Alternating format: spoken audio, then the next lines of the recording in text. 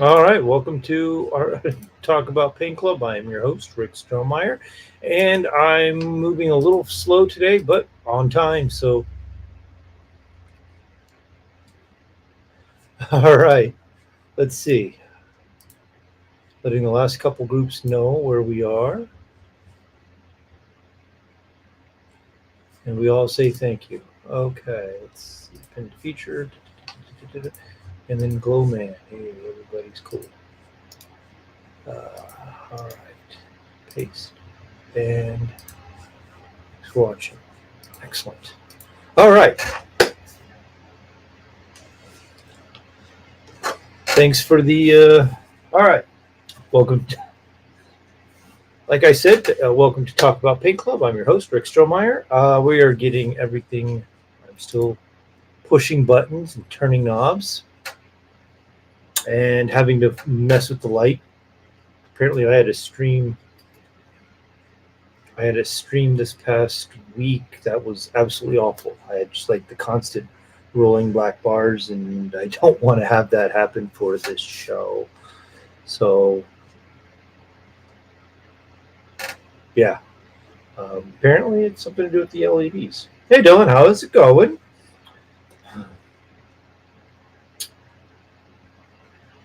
Okay. All right. So let's see. I'm flying solo tonight.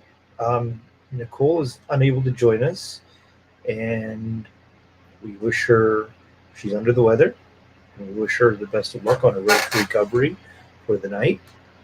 And yeah, big hug, even though we're thousands, hundreds of miles away. Yeah. Okay, so let's see.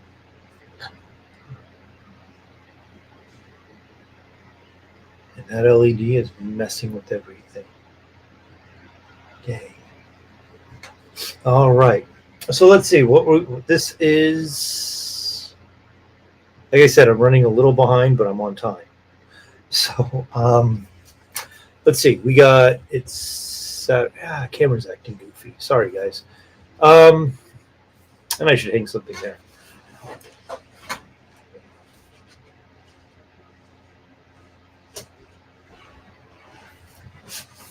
When I have two people here, you don't get to see the back door. You don't get to see all kinds of the back of the door. You don't get to see some of the weird shit that happens when we're full screen. It happens. All right, so it's going to be paint and be chill tonight. We'll talk about this, that, and the other, everything else, and things that are going on. Let's see it. So like, all right, we're in the middle of March. Dylan, what are you drinking tonight?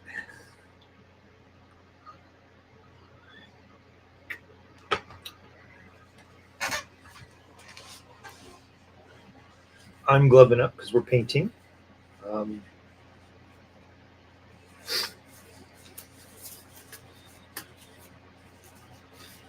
let's see.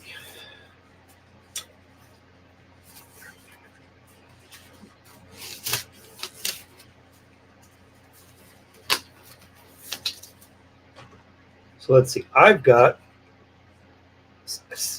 same thing I had on during my live stream. Oh, look at that! I have a shot. Come here, baby. Oh, there we go. Shop dog. She's unhappy. All right, baby. Thanks a bunch. On the middle.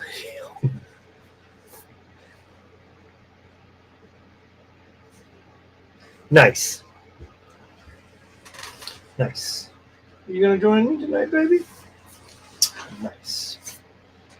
So you doing St. Patrick's early this year?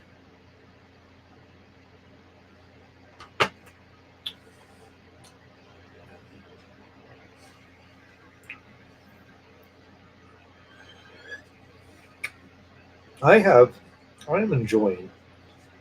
Same thing I did on my stream from the other channel, the Sprecher's Black Cherry. I love Sprecher's because it's 33% more than a regular soda, so it comes in pints.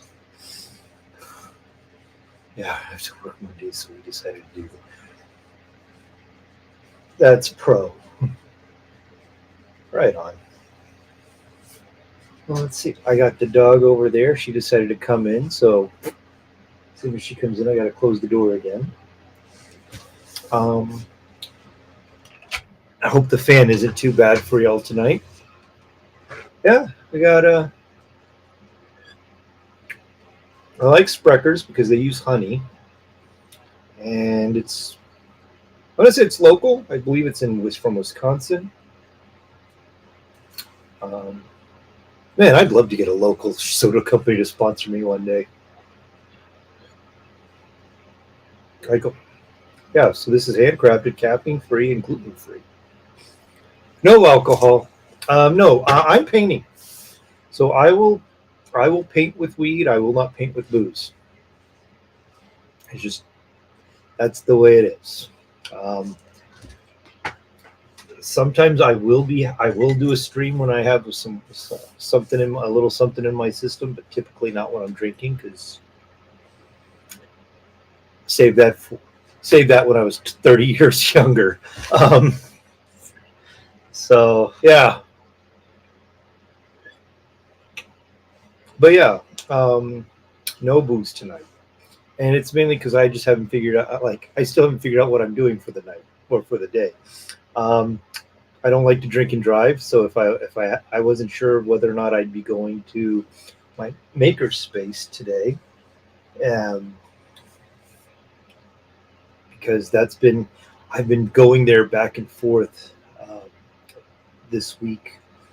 More than I've been making more than one trip there most days, so I don't want to have a reason that I can't go.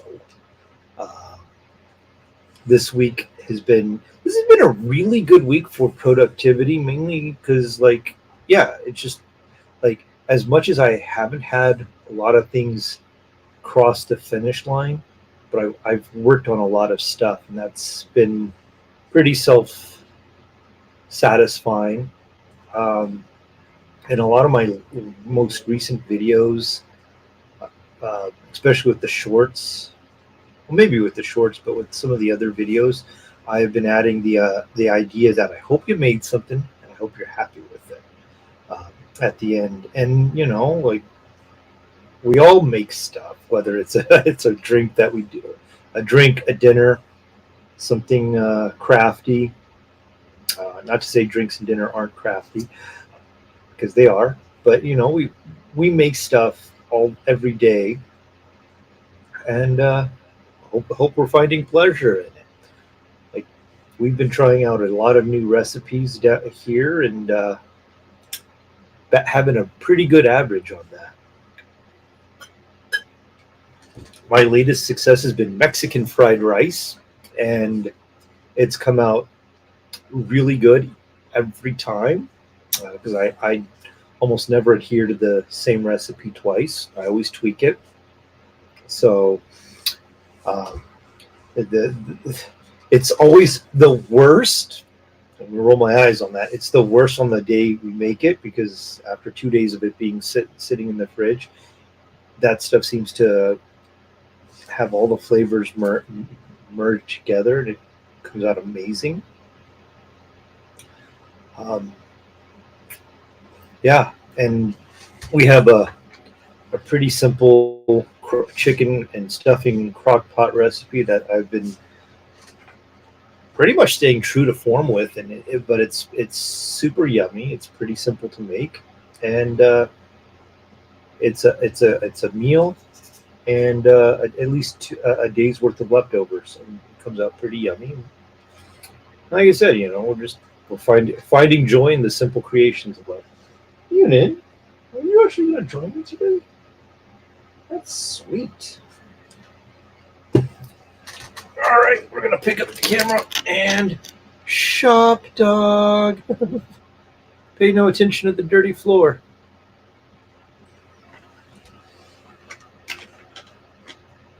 So Munen's going to be 7 this year, and that's important. And I don't have to expand on why. But we had our vet visit um, a few weeks ago. Um, that could be timestamped thanks to Facebook. But we had our vet visit, and Munin has to be muzzled for that because she does not care. She has a very small circle of people that she uh, tolerates, and the vet is unfortunately on the other side of that circle, and so she gets muzzled. But we run through the check as well as it can be, as well as it can be expected.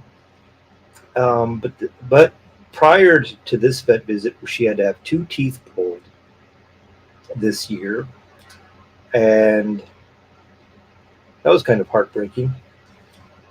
And during this check, the vet had said, "Hey, you know, like she gave me a talking to about dental hygiene for Munich, and like every day, her and Puka, when they come in, get a cool chewy dental bone for coming in at the morning in the morning. Helps Alicia's morning routine to ensure that they come in before she has to leave. And the vet was like, "Yeah, those are great, but for the molars and stuff," she's like, "Yeah, they don't do anything for the front." And I'm like, "Ooh, oh dear." So after that vet visit, I have been slowly. Yeah, this is what you guys wanted today was dog talk. Welcome to Dog Talk. I'm your host Rick Strohmeyer. But anyway, so it's been a month or so since we had the vet visit, and with my knowledge of conditioned of behavior and 14 years of being in the special ed um, program, I have slowly started introducing her to the idea that she's going to have her teeth brushed. And it started out with baby steps. I've always put my fingers in her mouth and Puka's because I always want them to have the idea that yes, there's a possibility they get checked out. And so like that's not has never been an issue, but I started incorporating the idea that I'm going to touch certain areas of you, then praise you, give you a cookie, and be done with it, give you a treat. And Munin is not a treat motivated dog, so got to give her a higher up treat. And last night, and so like it went from an evolution of just touching her gums to finally letting Alicia know that the evil plan is to start brushing her teeth eventually. And Alicia got me a toothpaste pack with two types of brushes, the finger rubber style and an actual toothbrush. And we introduced her, or I introduced her to the toothpaste 3-4 days ago. And last night I successfully brushed her front teeth, only the top, but I successfully brushed those. And then today we went from canine to canine, only the top, but it's a start, and we were successful at it. And I still have all my fingers. So it's been very exciting with the amount of success with that. And I tell that story so I could tell the story of how I figured I can get there. And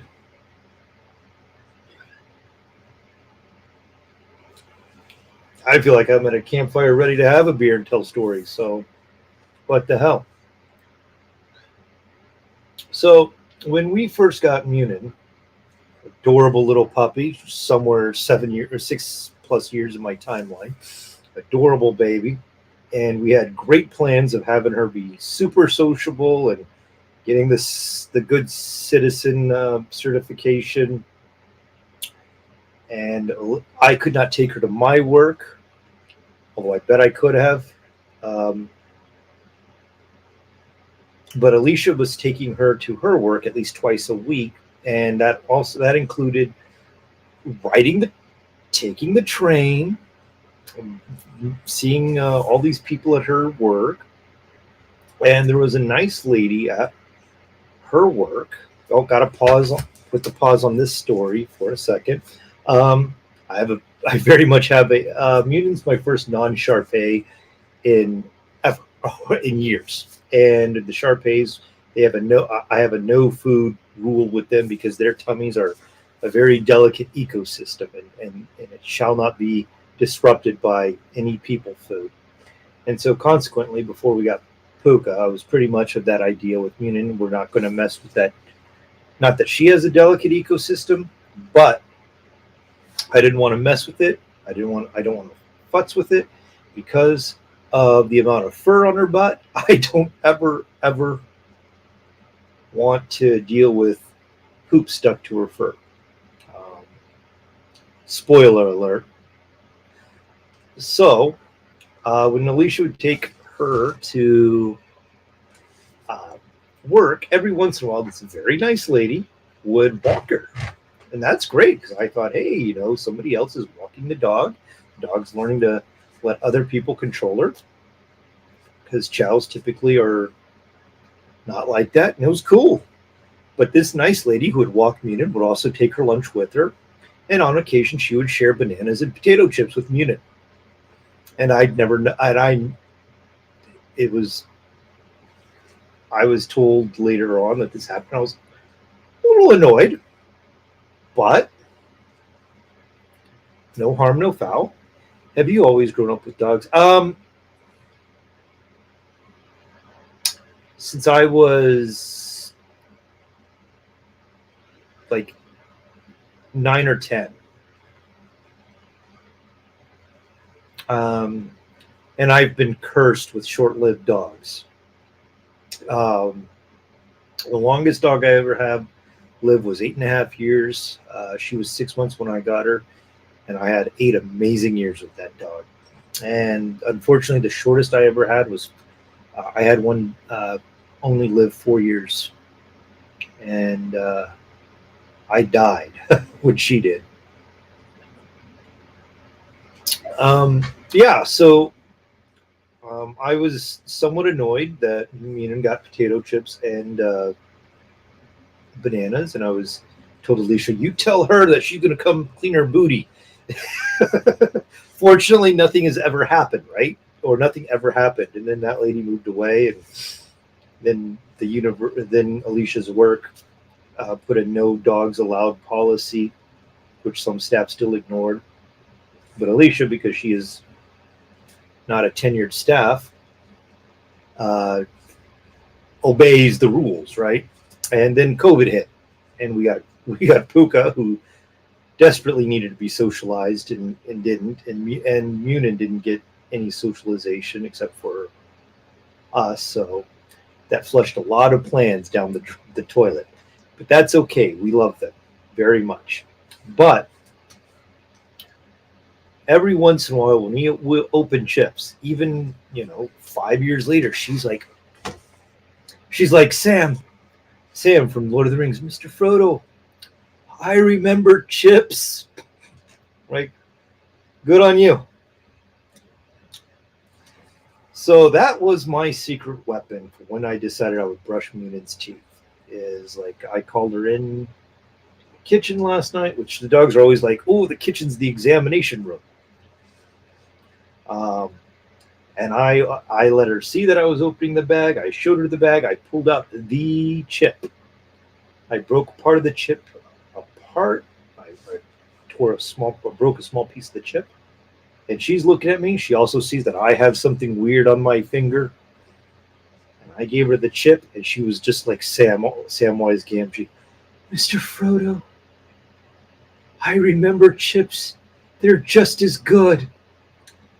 And then I brushed her teeth, just the front, and she got she got the rest of the chip at the end, and it was the most triumphant day in special education in this house.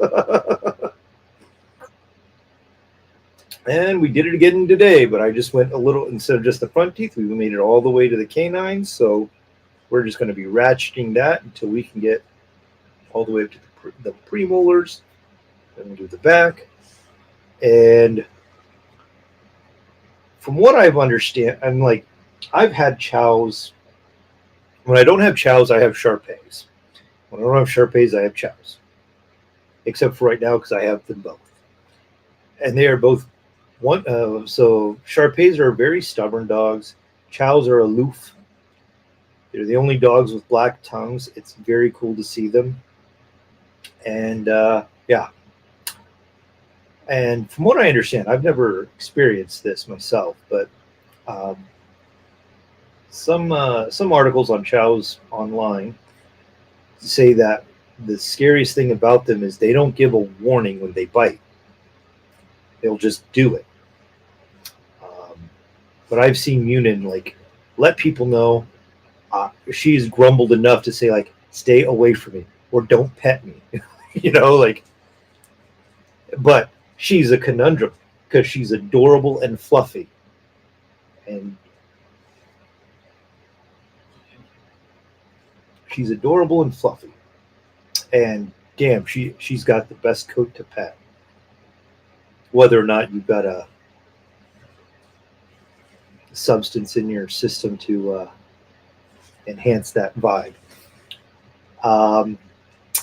So, we always look. We always, when we do our checks on her, we're always just a little is this the day she's going to betray us? And she never has. But it's always in the back of my mind, am I faster than her to get out of the way? So, yeah. So she got her ears cleaned today, which she doesn't get her ears cleaned very often because she doesn't need them. But she got her teeth brushed, then her ears cleaned. The only thing we didn't do is put anything up her nose. So, yeah. But we had a hard day. And we didn't go for a walk because my breaking temperature for going out and walks is 40 degrees.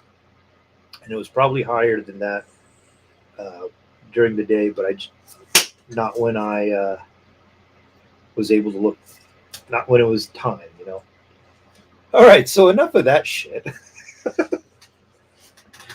There's a reason my streams are not for children. All right, so let's talk about other stuff. All right, so this is the last week of March that we're going to talk about Paint Club. Sorry, guys. Fire brewed craft soda apparently makes me more gassy, bubbly. But I can't stop drinking it. It's amazing. All right, so yeah, this is the last show before talking about Paint Club. But on my channel, I have taken a liking to streaming a bit more. I was never sure if I would do live streams on there, as opposed to just doing the live stream on Instagram. And for whatever reason, I resist Twitch. But I think this week I pulled 2 streams on my YouTube channel at Rick Stro. Oh, whoops! At the bottom, I forgot to take that off.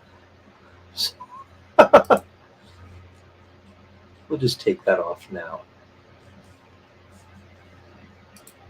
Yeah, so at the bottom, Art and Toy Theory at Rickstro, or just Rickstro, blah, blah, blah. That is my other channel, and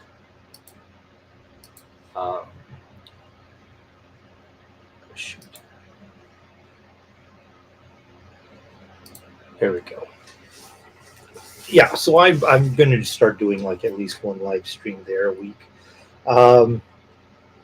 And I'm also adding different videos there too, instead of just doing a long, anywhere between 11 to 18 minute time lapse of just a toy being presented.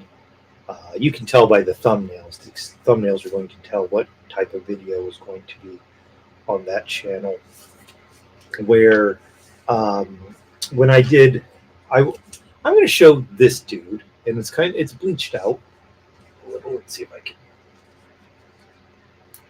Oh, wonderful. It's still. I painted. I was. Yeah, it's super bleached out. If you could see the vibrancy of this thing right now, it's amazing. But I got this. Whoops. I got this 4 years. Yeah, 4 years ago, right when the pandemic started. Somebody I know from the toy scene needed it. Wanted to sell a couple of pieces, and I was happy to help them out. And I got this, and then I started painting on it, and I didn't. It's not that I didn't like what I was doing with it. It's just it got to the halfway point, or the before it got to the crappy stage, and it just stayed there. And I wasn't sure how I wanted to finish it, so it just stayed there. Then I guess a couple weeks ago, I decided like this has to be done, and so I pulled it off the shelf and thought like, all right, well, what are we gonna do? And it's just kind of it sat over on the I want to call it the rolling table that's a cue. I have a small what do you want to call it? I have a one of those kids cards from IKEA that has the little plastic drawers uh, that you can change out like from one deep to three deep, and I put wheels on it so it just rolls around on my studio as a just a small 20 by 36 inch extra horizontal surface for crap to stay on. And I'm using it now as a painting cue for what's being on deck now. And so like I've incorporated this rule as of this year of whatever gets on that table gets done first. So some things that I have kept putting off are now sitting on that table being painted, and I put this guy on there to finish. And yeah, so was it last week? Anyway, I did a video, I did a stream, and I juiced up all the edges on it. I figured out where I wanted the light source to come for the most part, and then I started highlighting a lot of the edges to try and give like the suggestion of light coming from a particular area. And during that stream, I just kept talking up the idea that eventually I'm going to take it down into the basement where the airbrush is set up, and I'm going to spray the very dull yellow and green that was on here with some brighter colors, some brighter tints to just juice it up. And as I was doing so, I had a plan that these or twisty parts would fade from green to wherever on the color wheel. As long as I had room, I was going to keep creating or keep having a shift in colors. And so yeah, so I was so it started so it was a you can imagine a two color only camouflage pattern on this. So it was yellow and green as a camouflage pattern, and then I just started adding blue green as a tint to some of the darker areas or from the beginning, and then as it kept coming around or coming up and out, I just changed the hue from blue green to yellow. And then when I got to the orange, I was like, all right, hit that orange up and see how it goes. And I decided I'd just jump to one of my favorite fluorescent colors and hit at the tips. So it's kind of like a cyclone, a tropical flavored bomb pop with the green, the yellow, and the orange, right? So that's the colors I've got going on. But then then over that orange, I just hit this semi-translucent pink ink on, and man, those tips look freaking awesome. Um, it looks so cool that where I started changing how I have my light direction, which is coming from over here, it kind of annoys me because this is not exactly with these, it's not the exact Goldilocks position to be looking at. Like this would be more of it than this. Still looks badass, but it's a shift in about 30 degrees. So yeah. And now, like before I got on live tonight, I was like, well, what the hell color am I going to paint that skull face?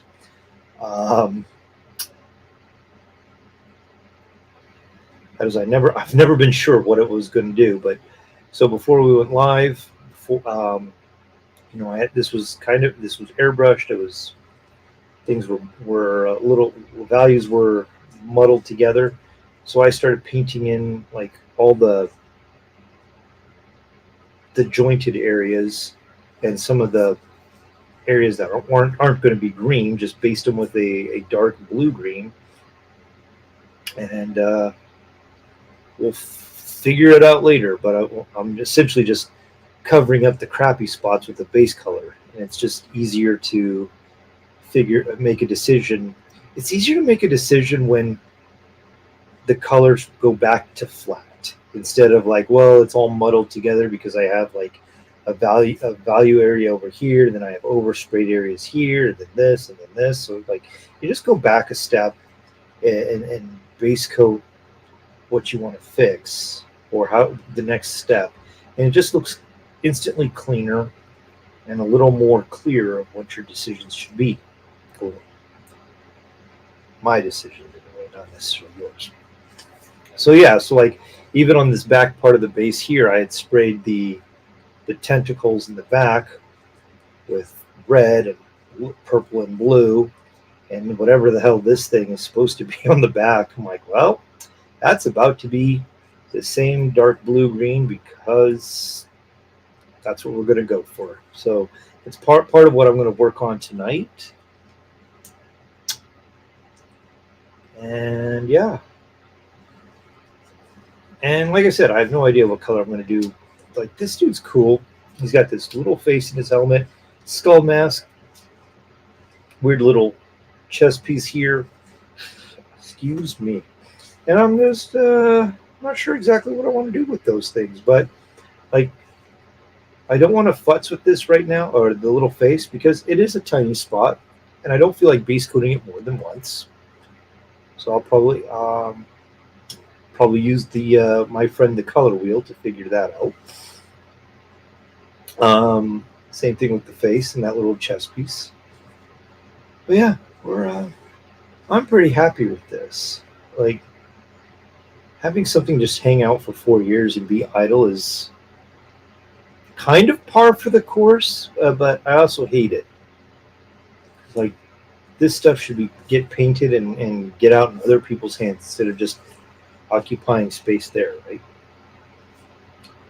So, yeah, that's part of it. And then, of course, today was just a great big busy day. Yeah. So, where are they? Oh, I put them downstairs again. So all the cans that I showed off that I painted last week, I ended up finally taking pictures of them and getting those listed up on my website. So, like, let's see, a video edited and uploaded 10 cans to be on sale, painted that dude, brushed the dog's teeth. It's been a busy ass day.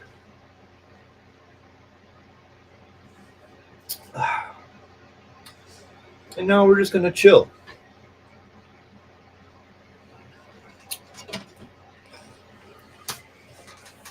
So, all right.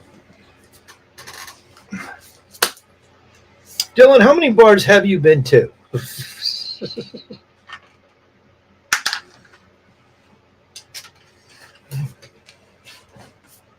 All right, so before we start, going to talk about one of my favorite things to use while I'm painting, and that's matte medium.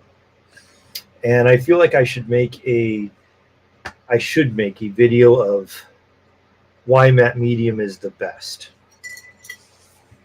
And oh my gosh. And because it is. And one of the joys of matte medium is that it can be used as a protective coat. And like typically when painting something like this, I would spray after spraying this tornado pop color, I would hit it with a coat of airbrush varnish, or at least of matte medium, so I could lock this in. If I get anything on it, it's kind of a save mode, and you can do some finagling with a stiffer brush to scrub off your oops in a very timely fashion. And I have failed to do that for this. I was so excited the way this came out, I just skipped that step. So now when I'm painting everything else, I have to be a little more careful. And it's not that I can't. I've already had to use my oops brush a couple of times on this. But yeah, like matte medium is king. See, and yesterday I met with my Hands Yellow Heart Red. Uh-oh. I don't know what that means, but hi, Robin. You see my Cyclone Death Knight? It's bleached out. Hands Yellow Heart Red. Okay. I put like... I don't know what that means. I wish I did, because then it would feel more special than having you explain it. Hands Yellow Heart Red. Or is that because for emoticons that you use the yellow skin tone and then you want to have a red hand? Gosh, I hope it's that easy.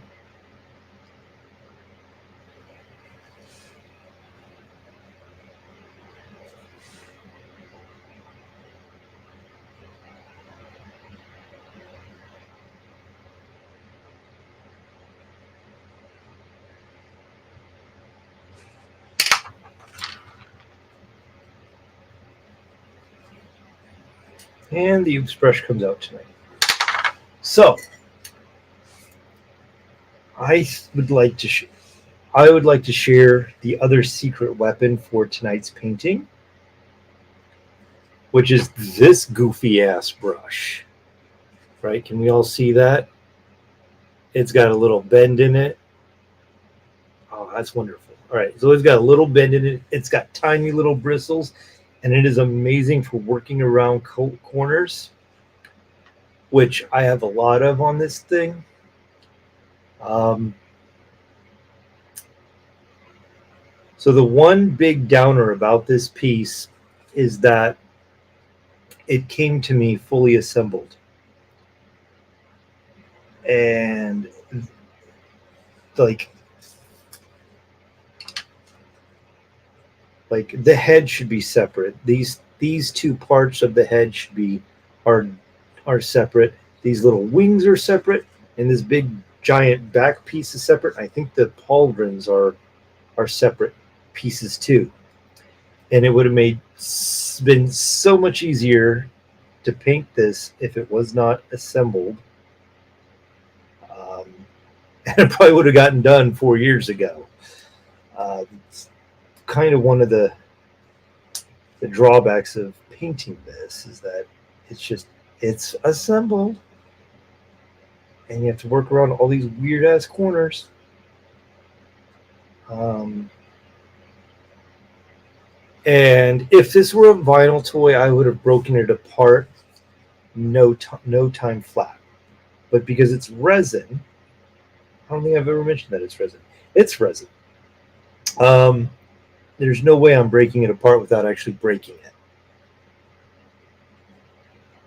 it, and that's a problem. I don't need any extra seams on it because the glue job is pretty nice. It's hard to see where the like where they separated it for the molding is separated really well, and I don't like futzing with that. Is yeah, that's I don't do that. So rather than break it apart, I paint around it. Yeah, like I said, I'm pretty certain that if I didn't have to do that, it would have been done a long time ago. Might not have been done as well though. Definitely, my painting style and methods have changed in the past 4 years, and that's cool. That's what we call character development, right?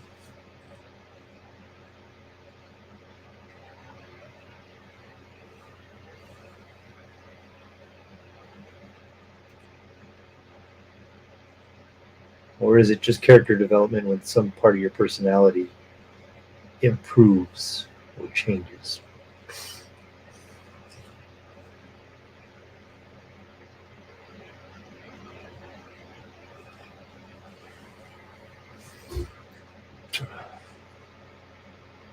Golly. Yeah, I have no. It's very uncommon for Munin to join me this long. I'm very appreciative of it because I love having part of my pack here. Robin, I'm not sure if you saw her when I first showed it off, but there, shop dog right there. We all love the shop dog. I'm not going to tell the the dental story again. You'll have to rewind, or someday we'll just talk about it.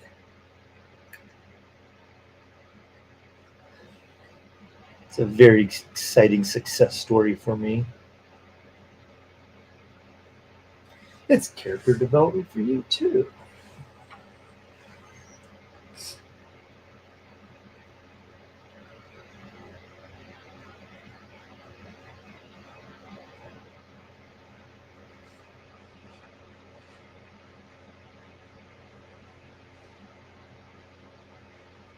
So yeah, so I got to airbrushing this today, and somewhere I don't remember which YouTuber I was watching that made comment on.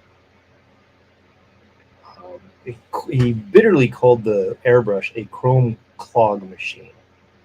Oh yeah, yeah. All right, and I was like, that's because you abuse your shit worse than I do.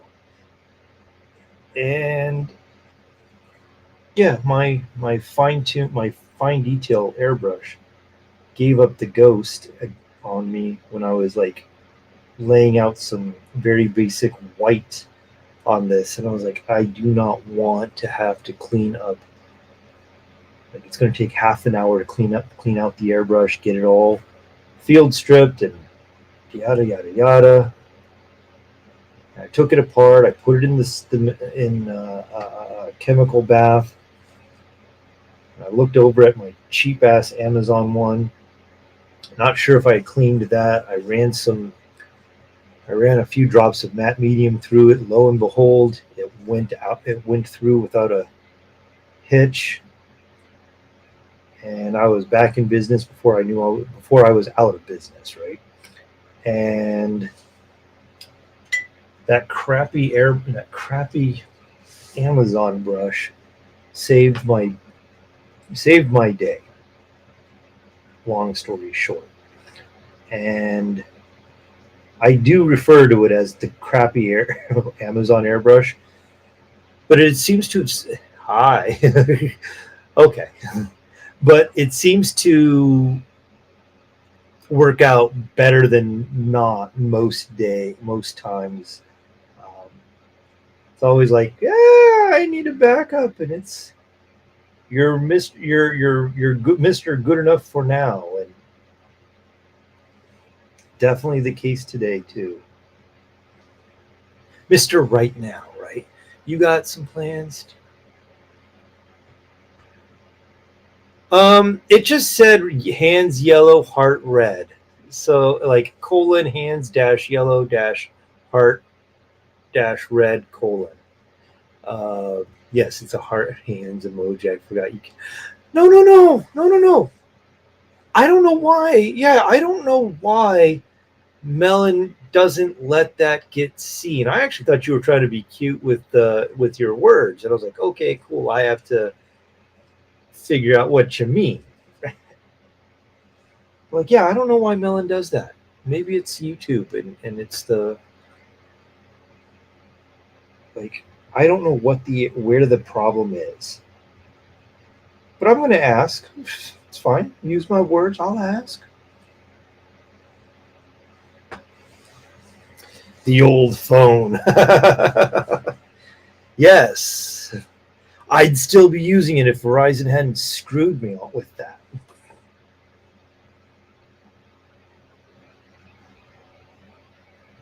I mean, Brent was the last holdup on that. And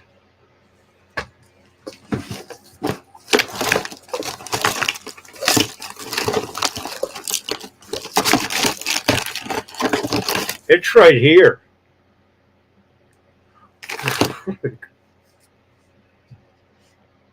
Like, you know me, I unfortunately don't throw anything away. And it's just it is in the drawer of electronics. Like I have two places where I keep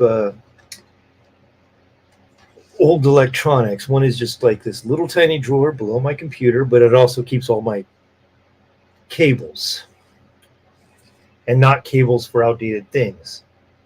And then I just have a tote in my closet for the really old shit. And by really old shit, I mean a VCR.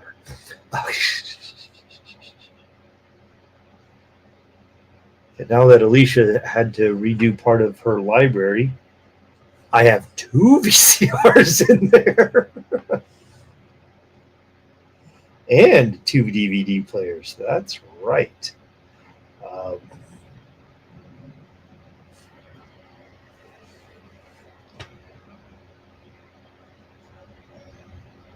Hey, there was nothing, and I'm going to keep in on this. There is nothing wrong with that phone. Like, it did its job. It sent up until Verizon screwing me with it. It did its job. It sent and received phone calls. It sent and received text messages. It took video, which bonus, right? And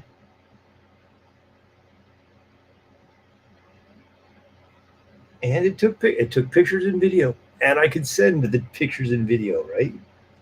It didn't take good pictures. It didn't take great video, but it did it. And that's all I need a phone to do. Like, I don't remember if it was Bill Burr or Louis C.K. that had the bit about my phone sucks, blah blah blah, and people are putting down their phones, and it's like, you don't understand. Your phone is amazing. It doesn't matter what kind of phone you have right now. It's amazing because 20 years ago, we were anchored to a freaking wall. And to have that level of freedom, it's amazing.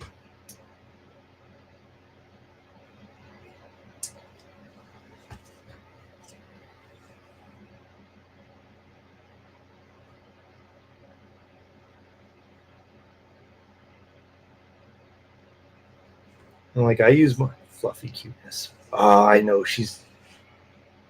I brushed her teeth yesterday and today. First time in 6.5 years, she had somebody actually go in with the toothbrush and scrub some teeth. So we're in great shape.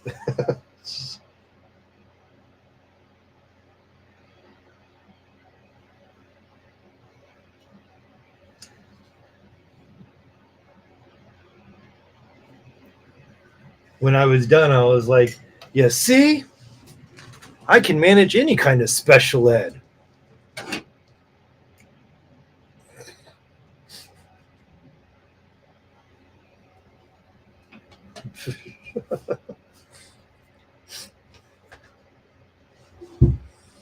All right, so you see how nice that looks now? Like, it's totally not finished, but just that black base or that dark base, cleaning it up makes it so looks so much nicer to build onto the next step. It's satisfying. All right.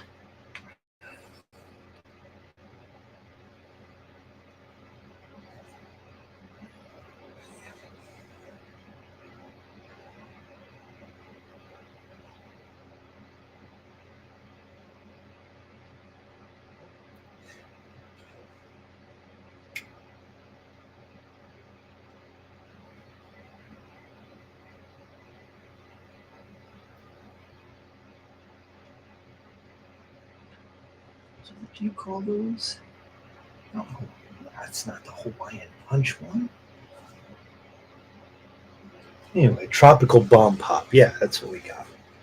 So yeah, my Death Knight with the Tropical Bomb Pop colorway, color scheme. Yeah. And now I'm just looking for all the parts that need to be like this rubber color. Great name for it.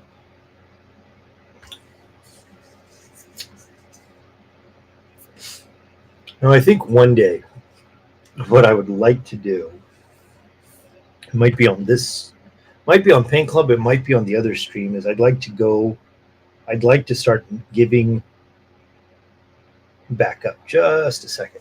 All right, so a lot of paint companies, when they're not just artist brand paints, so like artist brands like Liquitex and Golden, they use the true names, like cadmium yellow and all that jazz. They use the true names. But you have model paint companies that like to have their cute proprietary names. Okay.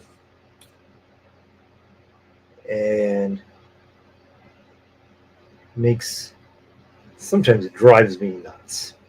There is one brand manufacturer that, in their relaunch of their brand, they decided that yes, they would have their proprietary names, but somewhere on the label, they would also have whatever artist paint color it is, so you could actually have a conversion chart. So if they say, "Oh, use mud flat brown," and then on the back label it says mud flat brown, it's like burnt umber.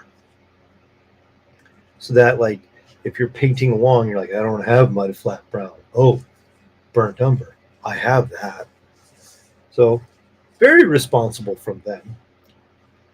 Not every, and it's a trend I would like to see other companies do, but I don't think, I seriously doubt they will.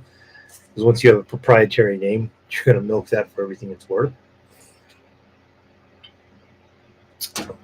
But what I would like to do is I would like to grab, like, color me surprised.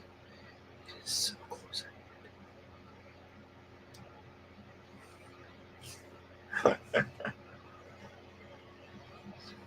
Excellent. So what I would like to do is grab, like, and even some of them that are just by Golden, I would like to have like a dozen colors out and about, and we could spend the day or spend some time naming them, right? Like, for example, I don't remember what the name of this red is. I promise it's red.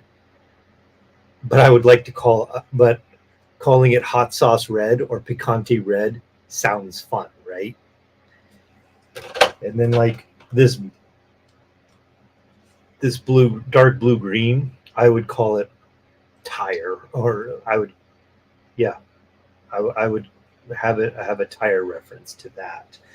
So I think that would be fun to do, kind of interactive. It's not like I want to have all the answers myself. 'Cause that would just be boring, and then I wouldn't have to stream it.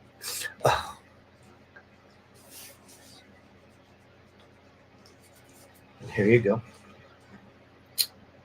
Oh, that Pikmin's model thing. That was hilarious. Like, I know I told you last night it was funny.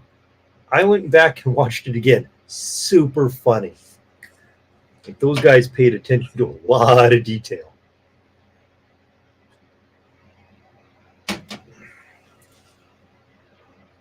That's a level of satire that I'm not capable of doing. No self-depreciation there. I know when to hold them and when to fold them.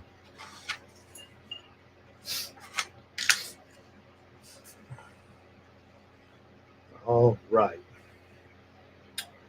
So then I got the skull face, and I've been putting it off all night. And let's see. Then we're going to base it with a dark red. Not necessarily a red. Something magenta, like a little more purple. I'll just mix it.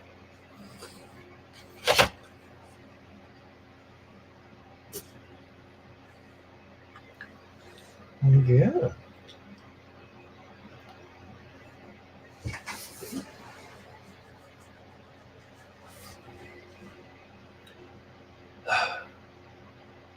I'm just looking for color. All right.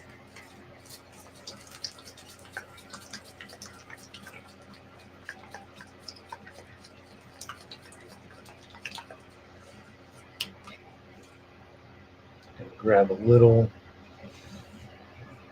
acrylic gouache. Gouache, that's how you pronounce it. I say wash, but with a G in front of it. Then we're just going to darken it up a little more with some dark magenta.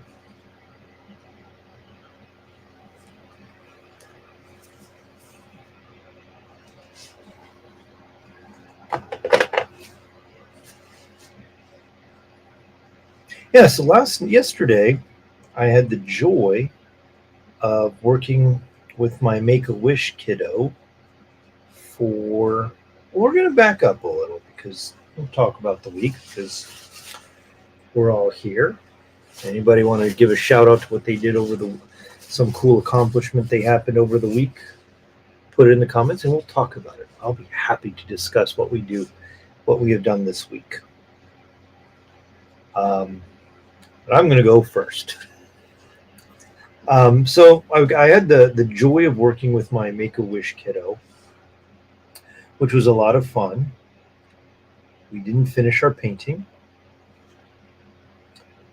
We will.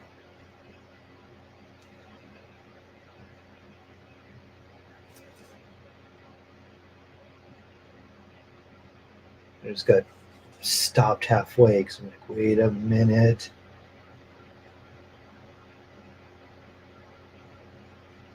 I think I know what I should be doing. And magenta ain't it. Since I got a little magenta on here, we're going to slap it on and we'll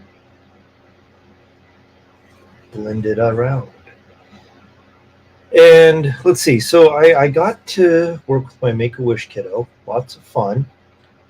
What we're working on just took a little more time than we managed for.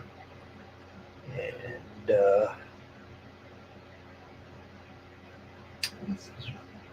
this is Rick putting on a serious painting face. Anyway, so we have to do one more meeting to get together to get his piece finished and good to go for the ball.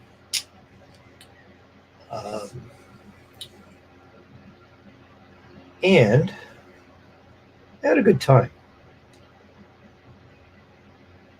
And at the Maker's Space this past Wednesday, I got to do something that I haven't done in about 20 years. which was screen print. Um, for those of you just tuning in, I got my Bachelor of Fine Arts in printmaking, and I did a lot of screen printing when I was in college, just a lot. And I, like, on Wednesday, I had the let's back up. The facility that we have is very rudimentary. Um, and every once in a while, I would walk into it and be like, wow, I know what most of this stuff does. But there is, of course, like with any new shop or facility, there's always like a learning curve of like how that equipment works, and like and policy. So I was finally able to be shown like how things work there. Not necessarily any policy, but the guy who was kind of spearheading the department or the area, we'll call it the department, took it over after somebody else who was running it couldn't anymore. And that's the joy of something that's just strictly volunteer based. Is sometimes, when somebody drops out, somebody else has to pick up the ball and run with it. Robin, you know all about that kind of shit, right? I do. And so, like, I didn't. So once we got to. So once he showed me everything, and it was pretty nice. Like, he had me do like the exposure. He had me do everything by myself, and I told him, I was like, I am a psychomotor learner. I my best way of learning is by doing it. If you tell me how to do something, you'll have to tell me a couple of times. But if you let me just be hands on, we're all going to do. We're all going to.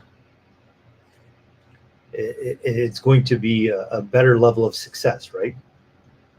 And so, yeah, we did. And at the end, I ended up printing a pre-made or somebody else's stencil. It was a very funny take on that story. Oh, God, it was so good. So I ended up making a screen printing on a T-shirt, and it's great. And so Thursday I came in, and I had a plan for a 3-color screen print. And I came in and I figured I needed 2 screens for the 3 colors. And I burned my first image in, and it went okay. Just okay. Just okay. But I was all right with that. Okay is fine. I couldn't get the screen came out. I couldn't get it to print well, and that's on me. Mostly. Well, it's all on me because I user error, right? But room to grow. But when it came to my second screen, which had the second and third image on it, the exposure unit wasn't turning on. That was kind of a bummer. Actually, no, it was on Wednesday. This issue happened because I had messaged the dude, and I was like, it's not turning on. But fortunately, it was also Wednesday is also the open house for the makerspace, so he showed up in due time, and we found out I had accidentally turned it off. And For those of you who know me, I love using tools. When shown how to use a tool, I can use it forever and ever. But when something malfunctions, I have no idea how to fix it. Like, it's why airbrushing took me so long. It's like I'm gonna have to look up every freaking error online and then figure it out. And the slow burn. But on this, because it is not my tool, I very much waited for somebody else, for the person who knew the tools, to show up and help. That's what in my mind, that's what you do instead of fucking around and breaking it for everybody in a cooperational facility. Okay. So yeah. So before I messaged him to be like, it's not working, I did check to make sure everything was plugged in, and yes, check to make sure the outlet was working, and that's as far as I went. I did not know the timer that was in front of the exposure unit. Behind the timer that was in front of was the switch that I just pushed it against the exposure unit and turned it off. Boy, is my face red, and that destroyed 2 hours of productivity. So then yesterday I got my screens burned in. All right, so that looks like hell. Originally I was like, yeah, this will be a great idea. Wah, wah. Wah, wah. Color-wise, yes, it says that's the right answer because it's on the opposite side of the color wheel, but it looks like hell. And it's not even it's beyond an in-between stage. So we're going to change that. But yeah, so I got my screens burnt in yesterday, just in time to do my appointment with my Make-A-Wish kiddo. So they're just idle till Monday. And so hopefully by Monday, I'll have my first successful screen print in 23 years. So it's very exciting. The two other errors I had with my first screen was the stencil came out just fine. The errors that I was having was purely on me. My paper choice was wrong, so I was getting some weird bleeds, which is fine. Although I'll go to my, I was printing on Bristol paper, and I'll go to my grave believing that I successfully printed on Bristol when I was in college. I'll die on that hill. That's all right. It wasn't working for me Wednesday. My other problem is I was not using screen printing ink, per se. Golden, who I've talked about a few times tonight about some of their paints, they do make really nice paints. So does Liquitex. I was raised on Liquitex. And Golden makes a silk screen medium that you can add paint to and make it behave like a screen printing ink. And the big to-do about this medium is it has a retarding agent in it that makes it just dry really slow. And that's important when you push it through a screen and it doesn't clog up your screen. Unfortunately, Golden doesn't have any videos or instructions about how to use it on YouTube. So you can't, so the instructions on the medium says, start out with a 1-to-1 ratio. But it doesn't say use our specific type of paint to do it. And paint comes in all kinds of consistencies, from heavy body to where it's as thick as hair gel, all the way to snot, like super runny, right? And I grabbed something in between, and I should have grabbed, and not knowing any better, I should have used a heavy body. Liquitex has one video with showing their product.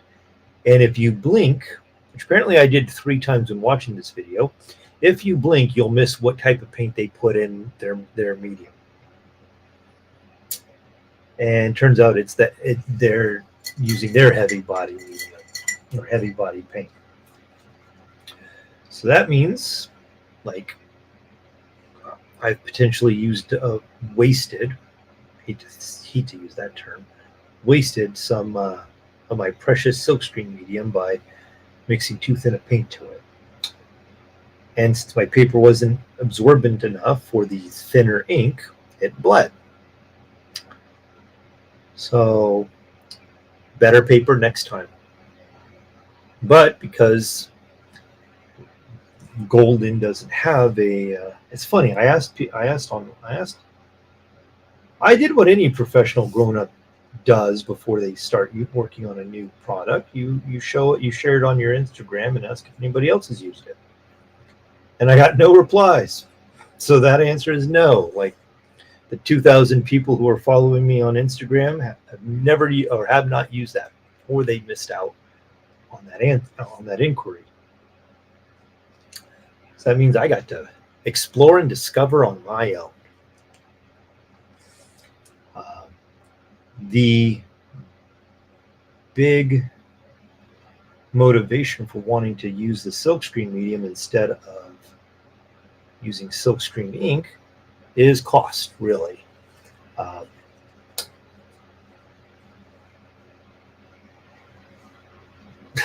Like, cost and the ability to customize everything. Yeah, I like that.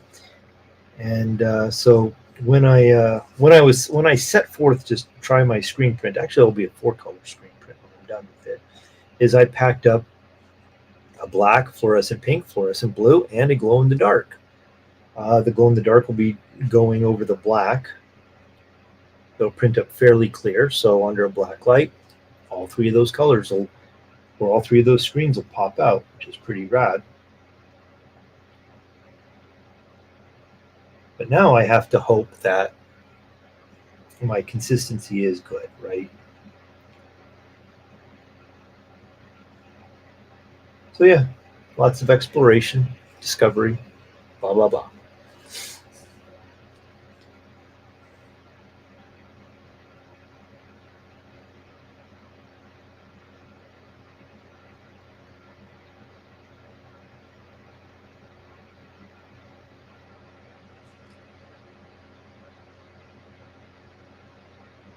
I think in the joys of the Lovecraft conversation that we've had today, that'll be an eyeball probably in the end. For right now, loving that magenta for there, hating the magenta there. And we're going to split the difference and paint the little tiny face magenta as well. And see how it looks. We're all going to hold our breath.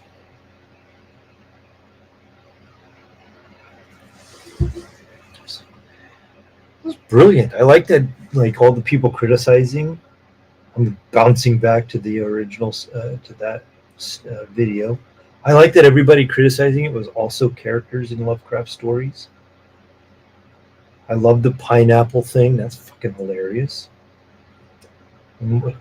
Painting is so what? Oh, man, I forgot that.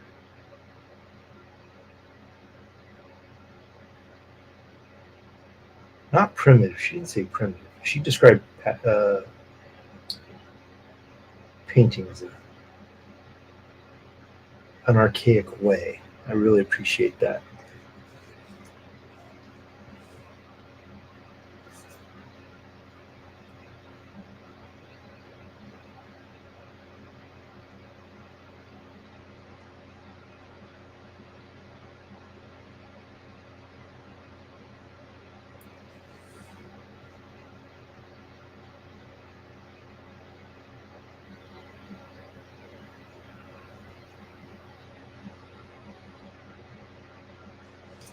So I had to tell my guy, my Make-A-Wish kiddo, and I keep referring him to that is because I am not divulging the name of that I was telling my Make-A-Wish kiddo a philosophy about using pointed brushes. I think I've mentioned it here, or I've mentioned on online. Is that this right here is an anti-gravity device, and your brush wants to fall to earth, and your job is to make it just touch the surface. So you are preventing gravity. That's your job. Yes, I licked my brush. You are to stop gravity from happening by making your brush delicately touch the surface.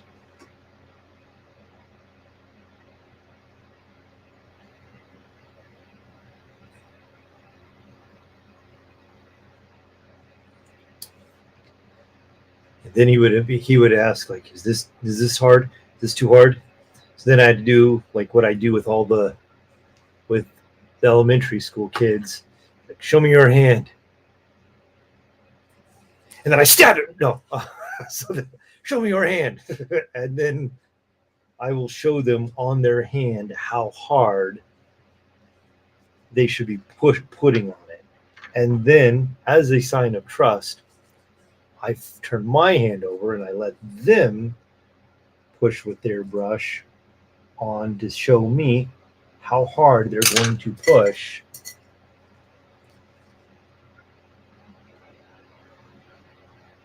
And the first thing they do, stab me. No.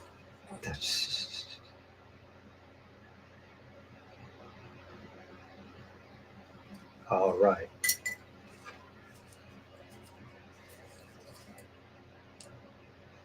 And so this thing looks spectacular under the black light right now. Like, I already took I did a test shot on it. If you're subscribed onto my other YouTube channel, thank you. And the video I just released has this in it. It's a couple minutes of time lapse, but the end shot of this is actually slowed down to be in real time, and you do get to see, like, I think a full rotation of it on a timetable under the black light. It looks pretty spectacular. So, not that I'm encouraging you to leave this stream, but if you ever feel like checking out that one, it is a, what do you want to call it? A spotlight. I think yes, progress spotlight. That's what I'm like. Anything that's just like a snapshot into progress, timeline of progress. I'm going to start calling them spotlights, and that's that for that. You just get a funnier, not a funnier, but a more quaint introduction, very fast, maybe a minute long. And then it just cuts to the chase with whatever progress is happening. And of course, like the longer video, it's a compilation of all of them. It will be.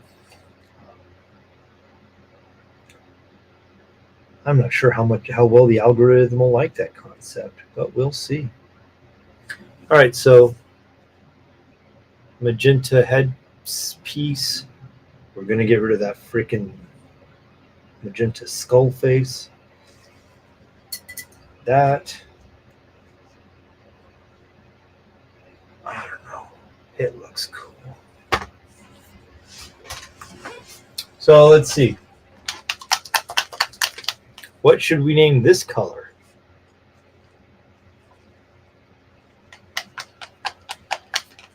Not like we're not gonna play this game much, but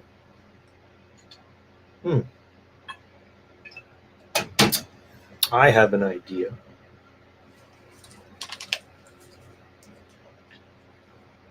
Oh no.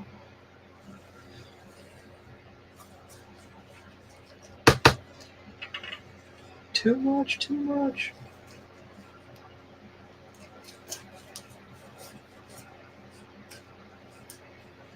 I forgot to burp my bottle, and now it is just coming out at the end like an excited teenager.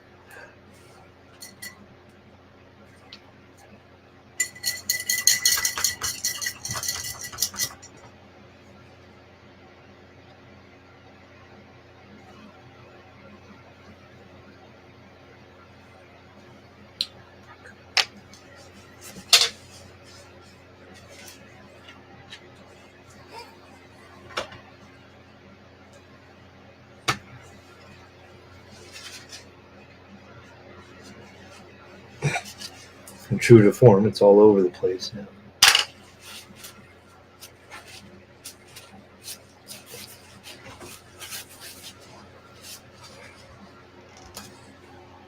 All right, let's see, what time is it? All right, it's 9:30. Cool. We got all kinds of time left. Hi, baby. Oh, here you are. Yeah. Long tails and rocking chairs.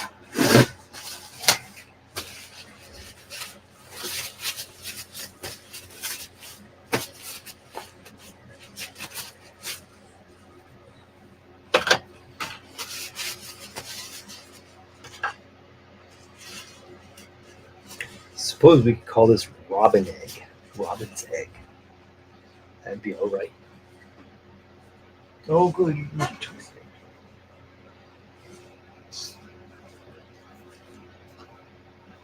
Okay, so what we're going to do is figure out. I'm going to just stipple. We love stippling in this house. In this house, we slather on.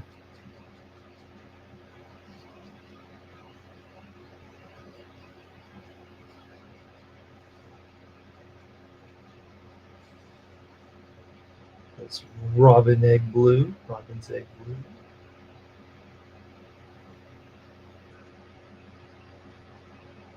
Because I don't remember what Golden called it, but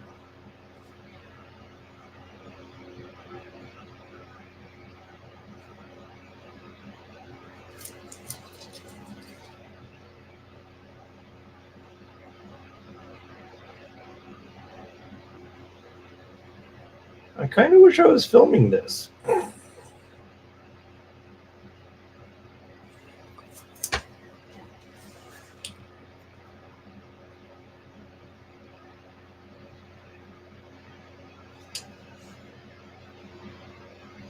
All right, that's badass. All right, so I have this very choppy, stippled out layer of this robin's egg blue over top of a darker magenta, which is red violet. It's red violet. And I'm leaving the sockets red violet. And that looks pretty badass, if I do say so myself. Like, let's see. About 9 hours ago, I was thinking I would totally repaint this in a synthwave color scheme, and I'm so glad I talked myself out of not doing that. And now just going with probably the slightest suggestion of synthwave in the face. And I'm really, really pleased the way that's coming out. So.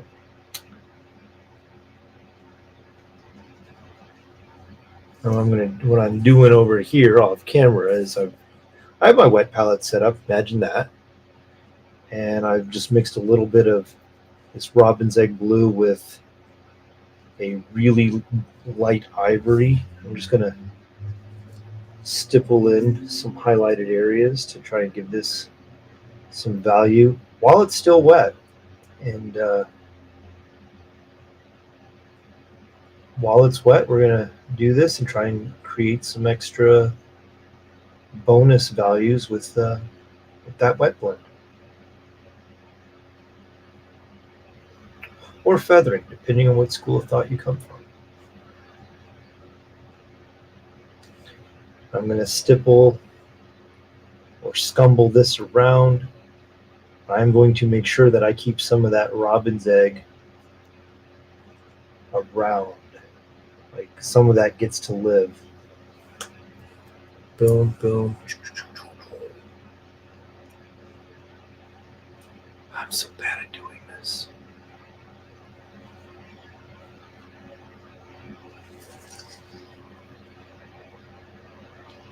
And I don't think this will ever get pulled up to full white.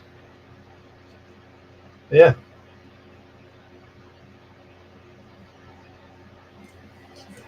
That looks pretty cool. And then I'm just going to move on over. Like the white ivory on my wet palette is, it's, what do you want to call it? Not, it's old.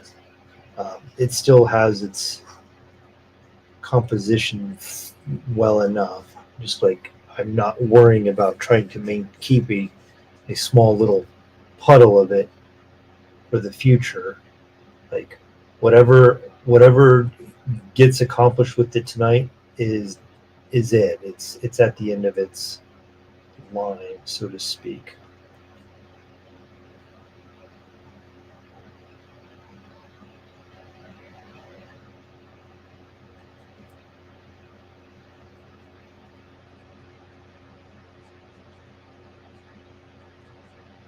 So yeah, I'm just going over super quick to try and just let my wet paint blend in with the wet paint on the piece.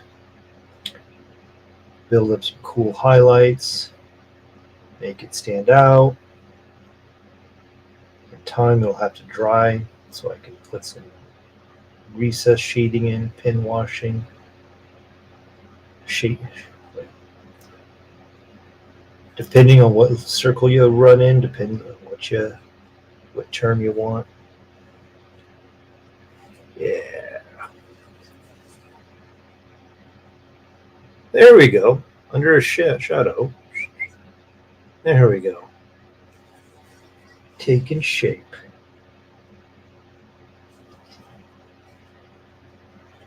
And like I'd say my paint, well, it's wet, but it's not super soaked. But it's somewhere in between what you would normally paint with and dry brushing. What you dry brush with. There's plenty of moisture on there, so I can move the paint around, let it be transparent enough to show what's going on underneath it in areas. But it's stiff enough that I can put it on somewhere and I can work it around to make it work.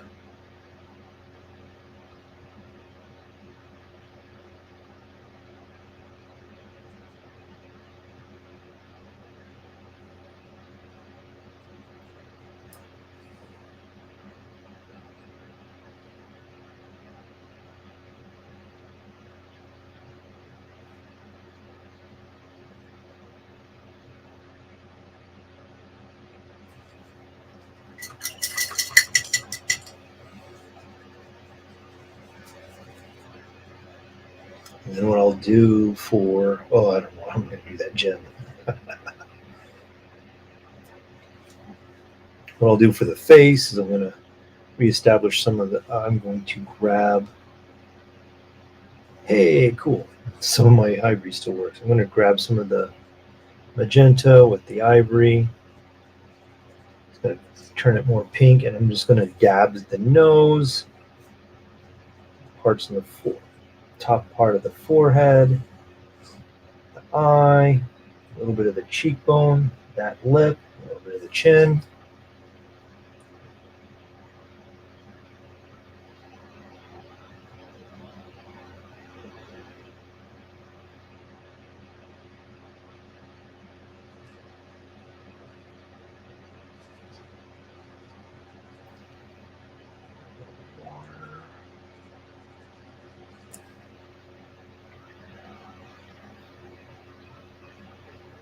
Oh, you guys get a full painting tutorial tonight.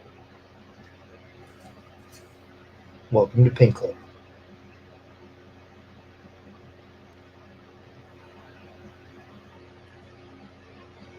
If you saw my Instagram from right before the show, I mentioned that,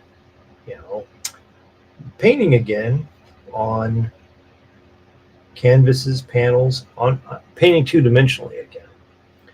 So that's exciting. It's been a long time since I've done that, and it's quite fun. Actually, you know what? I'm going to show this. So I just applied for a. Hi, baby. If I do this.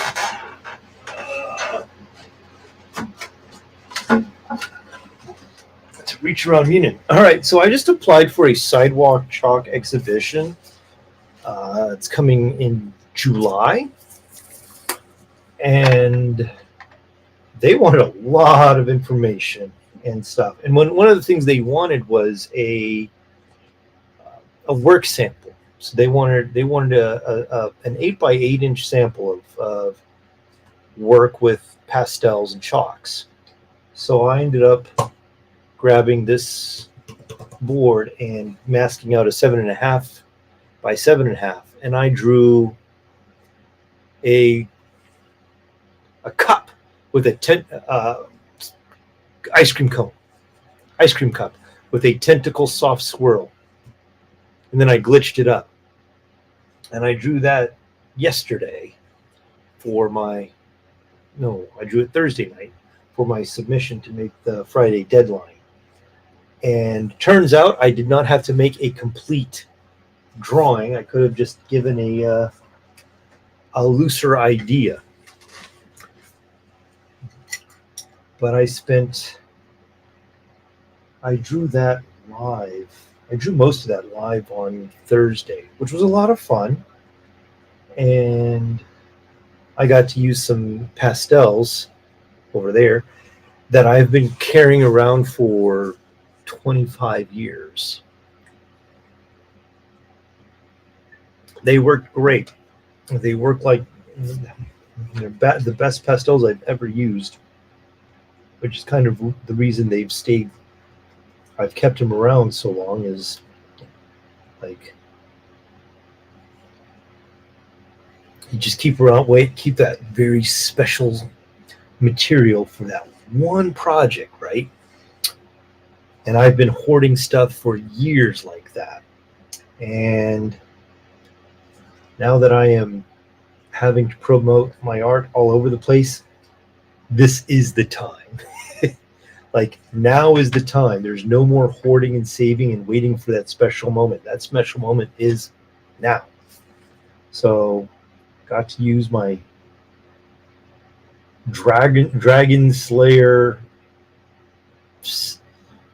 pastels for a very cool reason, and hopefully I get accepted.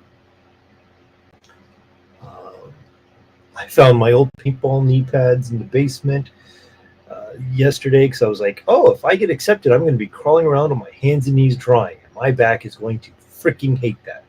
My knees are going to freaking hate that.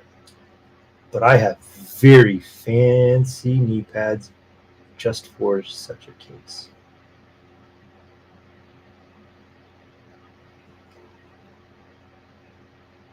And my anti-gravity device is having to work extra right now.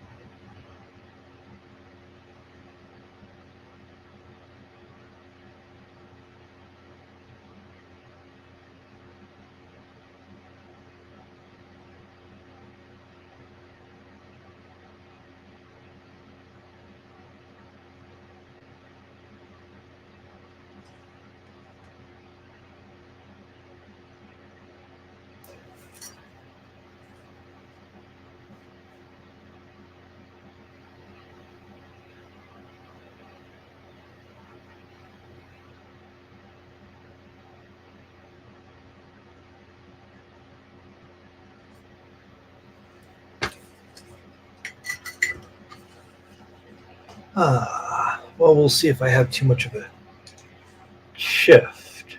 Okay, so I'm going to turn it this way towards the camera. block it out this way. There we go. And then going this way. So there's the face so far. There's a little jumpy in my highlight. That will get fixed. One of the things I was not stressing out myself, but stressing on for developing painters or people is the idea of learning value scales. Robin, how's the costuming going? Random thoughts while I'm working on this. Like, have you done much?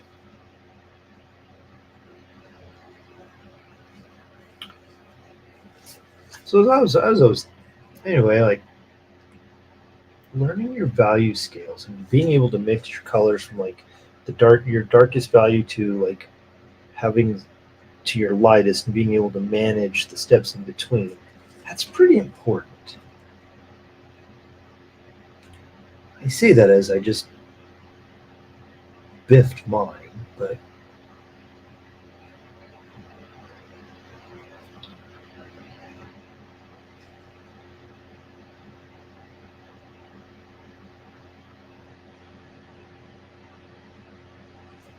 the joy of doing this.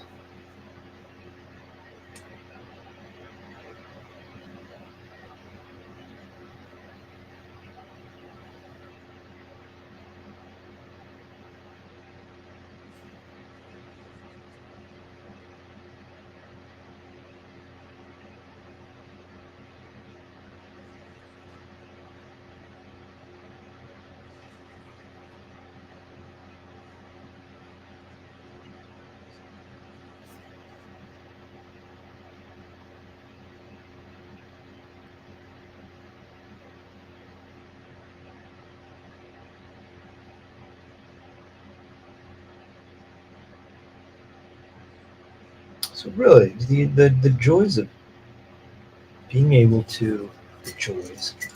It wasn't me, like old Bobby Ross over here.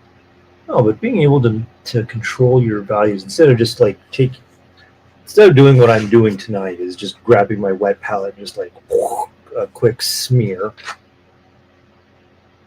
It'd be like to actually have like managed steps. That's pretty handy.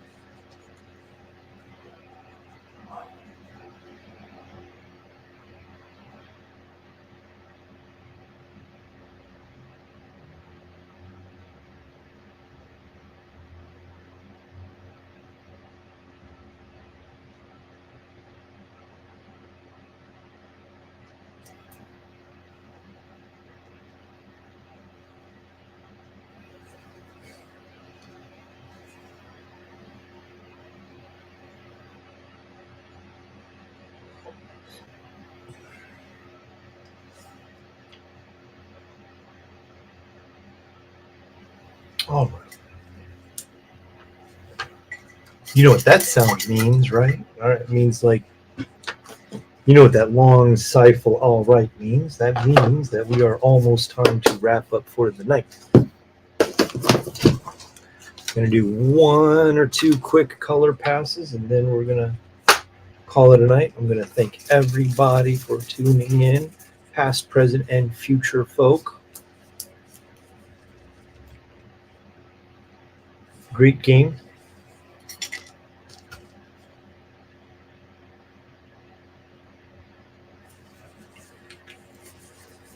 So I have a drop of magenta ink that I would like to put in the sockets. And I'm doing this one because I would like to darken up the sockets and have red violet reinforced. And two, it's kind of my testing area to see how it's going to work on other parts. So twofold.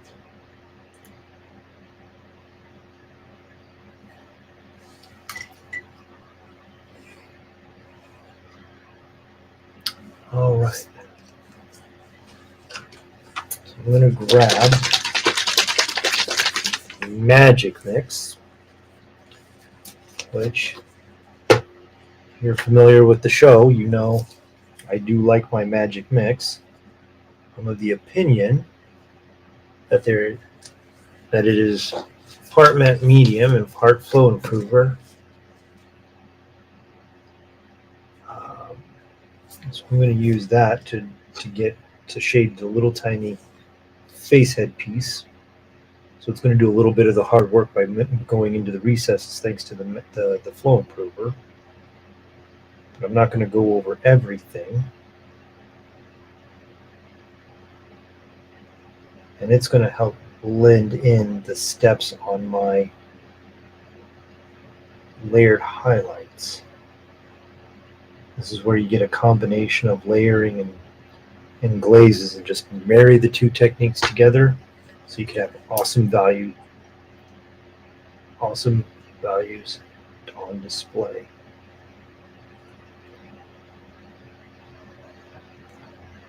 And this gets treated like this was the save mode for this moment. And it's not like it's a save mode to preserve everything, but it's like you got to this point, you get to glaze it so everything gets pushed back. Now I can then futz with the highlights again to make those brighter. And if I want to make anything that's dark, if I want my contrasts to be enhanced, the dark parts of the contrast, now is the time, because this mode is now it's taken my steps and it's given it a little balance, or it's flattened them. So it's made it go, instead of one low and one high, we've pushed them all together and a little closer together. And then I get to start enhancing the lighter values in the light areas and in the dark areas, and I've created a middle ground that's satisfying. On the gem part, I'm going to not cover the whole thing, so I'm leaving part of the highlight or the highlighter areas intact. I'm just mainly working with blending the edges of what I started with the base color, kind of for different reasons. But the end goal is make it look freaking cool. And because I do have the magenta on the skull face itself, I'm going to take the same mix and I'm going to take it from the edges that are round to the robin's egg blue a little. We're going to see how that looks. I suspect it'll look pretty cool.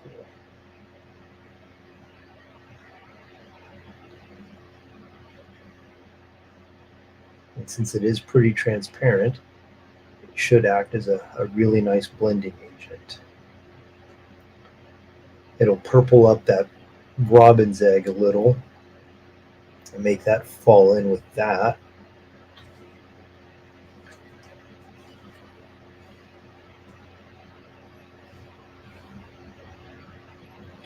Makes me want to find one of my old skull drawings and paint that big. All right, so while I'm still broadcasting, we'll talk about everything. All right, so let's see. While I am here, while we're away, next week I will be at an art battle, the Mall of America, on Friday the 22nd. And I believe it's going to be streamed live through either their website or their Instagram. Sometime this week, I'm probably going to put out a little info video on my YouTube channel about watching and participating.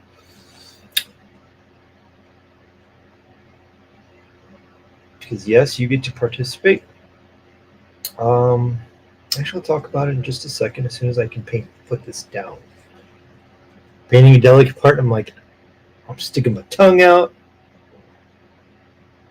Need this to look right, work well. And I'm just not scared, but I would like to have. I'm doing what I do best. I'm talking and painting.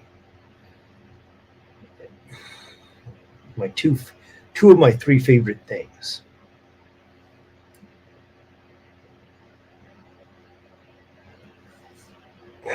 I had a teacher once. This is great. I was in a teacher's classroom. I think I've told this story before. It's fine. It's a fun story, and I like repeating my fun stories. So I'm in this kindergarten teacher's classroom, and I liked this lady. She was funny. She was actually the last person. When I walked out in September of 2022, when I quit, and I walked out, I walked past this nice lady, gave her a hug, and I said, it was a pleasure working with you. And she said, what? I said, I quit. Thank you. Thank you for the good times. And she was being, what do you want to call it? Not a door greeter, but yeah, but on the way to the buses. And yeah, it's a pleasure working with you, and just left. And so this teacher, once she would always read, for morning meeting, she would always read the menu for the kids. Just helped in their consistency. And I love that. And one day they're doing chicken pot pie. That's the lunch. And she announces that, and then without missing a beat, she says, Mr. S, that's my three favorite things. And I didn't miss a beat by leaving the room to laugh my ass off. So every once in a while, we just say chicken pot pie in the hallway or whatnot, and we knew what it fucking meant, which was awesome. And yeah.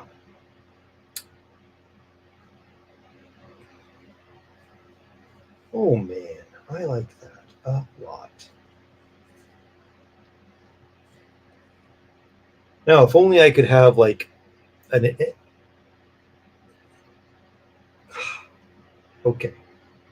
There's an episode of The Simpsons. I don't watch The Simpsons anymore. But there's an episode of The Simpsons where they're doing some environmental or climate change rally.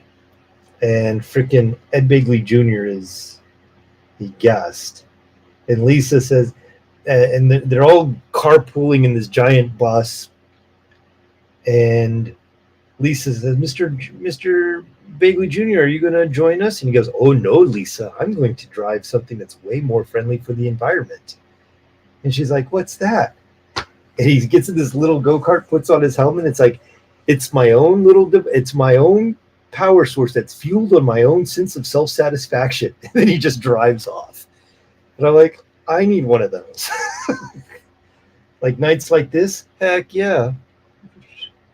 It's going to be a long night because I'm going to finish doing this, finish talking to you all, and I'm going to be stoked that I had a badass painting day. So thanks for coming along. Heck yeah. All right. So anyway, the art battle that is going to happen next week. If you have a smartphone, you can go to your app store and you type in Art Battle, and you will find their app. And you can search all kinds of where their events are going to be. When the events are going on live, you can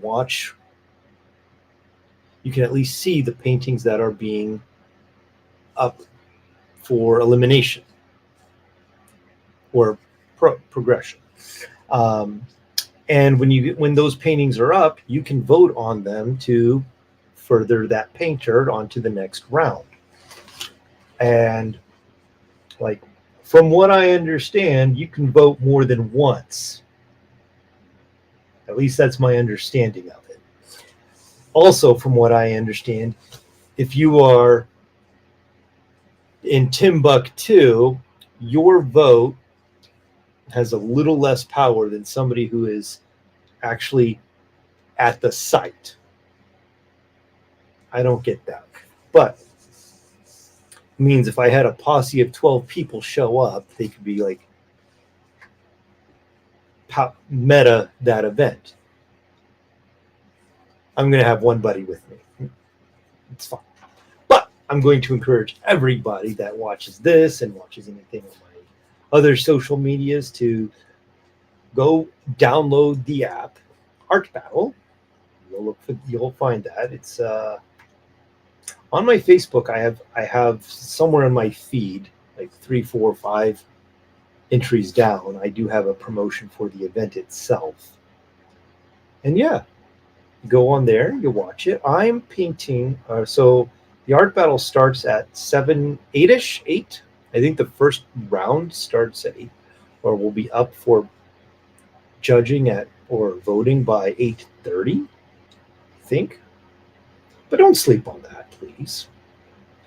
And if you see a painting that you like, that's mine, please vote for it. And yeah, other than that, where else are we going to find everything? We're going to see myself over on here, everywhere. rickstro.com, Threads Rickstro. On YouTube, if you search at Rickstro, you'll find me. Subscribe there. It's great. There's lots of dog videos there. Like, I have a tendency to want to show, especially in shorts, want to include Munin and Puka. Depending on the type of short I put on there, depends on like other YouTubers that I talk to, I tag them on. If it's a dog video, I tag one of my favorite politics guys. If it's a crafts video, I will tag one of the crafts channels that I communicate with, most likely Steady Craftin. He drops the T. And yeah, thanks everybody, past, present, and future, for watching. Go make something and be proud of it. Have a good night.